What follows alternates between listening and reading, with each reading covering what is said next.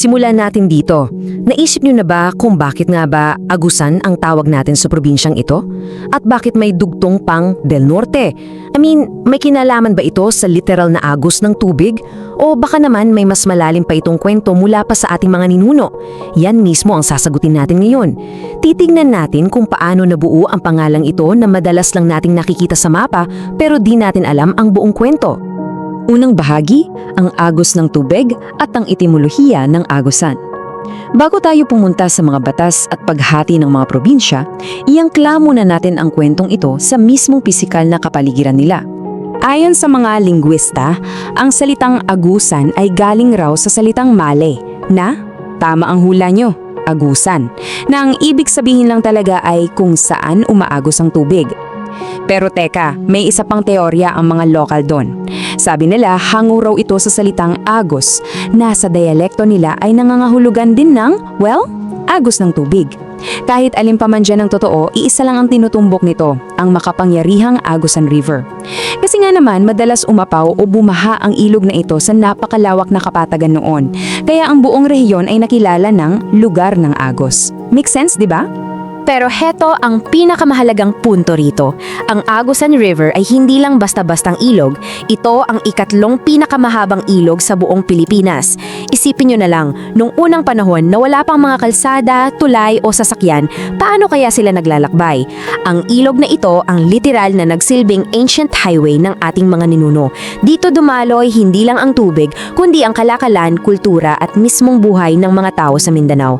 Ang agos ng ilog na ito ang nagdikta kung saan sila makakarating. Tingnan naman natin ngayon kung paano ito nag-evolve.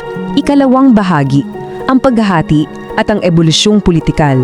Mula sa kalikasan, dumako tayo sa politika. Para mas madaling ma-visualize, sundan natin ang timeline. Noong panahon ng mga Kastila, ang Agusan ay hindi pa sariling probinsya. Part lang siya ng mas malaking lalawigan ng Caraga. Fast forward sa panahon ng mga Amerikano, taong 1907, formal itong ginawang hiwalay na probinsya sa pamamagitan ng Act No. 1693. Tapos, lumaktaw tayo ng 60 taon. Noong 1967, sa bisa ng Republic Act No. 4979, hinati na sa dalawa ang Agusan. At kamakailan lang, noong taong 2000, inilipat ang kabisera mula Butuan papuntang Cabadbaran sa ilalim ng Republic Act No. 8881. Ang bilis ng mga pangyayari, no? At ito ang malinaw na nagpapakita kung ano talaga ang nangyari sa paghahati noong 1967. Dito pumasok ang Agusan del Norte na sa Espanyol ay simpleng sa Hilaga. Bakit ba sila hinati? Ginawa ito ng gobyerno para mas mapabilis ang pag-unlad ng magkabilang bahagi. Ang Agusan del Norte itinalaga bilang sentro ng industriya at komersyo, habang ang katapat ni sa baba, ang Agusan del Sur, ay nakatutok naman sa agrikultura at pangangalaga sa mga kagubatan. Bawat isa may sariling at malinaw na papel sa Caraga region. So, kapag pinagsama natin ang etimolohiya kanina at yung political na aspekto, heto ang isang napakagandang aha moment para sa atin. Ang literal na kahulugan ng buong pangalang Agusan del Norte ay hilagang lugar kung saan umaagos ang tubig. Wow, napaka-poetiko, di ba? Isang simpleng pangalan na madalas lang nating marinig pero perpektong nilalarawan pala ang buong heografiya at kasaysayan ng probinsya. Ikatlong bahagi, ang kaharian ng Butuan at ang kaluwalhatian bago ang kolonyalismo. Ngayon, medyo bagalan natin ng kaunti. Hindi kasi natin pwedeng pag-usapan ng Agusan del Norte nang hindi tinitingnan ang napakalalim nitong pinagmulan. Bago pa man dumating ang mga dayuhan, bago pa ito naging isang probinsya, isa na itong ganap at napakaunlad na kaharian. Heto ang mga nakakabilib na katotohanan. As early as 1001 AD, isipin niyo yon, 1001 AD, may official records na sa Song Dynasty ng China na nakikipagkalakala na ang mga taga-Butuan sa kanila. At alam niyo ba, dito rin nahukay ang mga sikat na balangay o yung Butuan boats. Hindi lang ito mga simpleng bangka, ito talaga ang pinakamatandang pre-colonial na sasakyang pantubig sa buong Southeast Asia. Pinapatunayan ito na ang Agusan ay hindi lang basta isang pangalan. Simbolo ito ng isang highly advanced civilization na mga matitinding mandadagat. Ginamit nila ang mismong agos ng ilog para kumonekta sa mga karatig bansa sa Asia.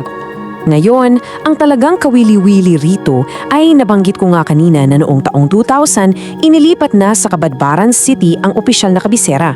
Tama. Pero kahit lumipat na ang sentrong politikal at ang Butuan ay isa ng independent, highly urbanized city ngayon, ang Butuan pa rin ang walang kaduda-dudang pusong pangkasaysayan ng buong Agusan. Ang kaluluwa at legacy ng lumang kaharian na yun, buhay na buhay pa rin at nakaugat mismo sa lugar na ito. Kaya sa susunod na makita nyo sa mapa ang Agusan del Norte, siguradong hindi na lang ito basta isang linya o pangalan para sa inyo. Maaalala nyo na yung makapangyarihang agos ng Agusan River at ang mayamang kasaysayan ng mga Pilipinong matapang na umunlad kasabay nito. Kaya bago tayo magtapos sa paghimay na ito, gusto ko sanang magtanong, may mga nanonood ba sa atin ngayon na lumaki, nakatira o may pamilya sa Agusan del Norte? Ano ang paborito ninyong kwento, alamat o kahit paboritong tambayan sa inyong probinsya? Napakarami pa nating gustong matutunan na kayo lang mga lokal ang makakapagsabi. Ibahagi nyo naman sa amin dyan.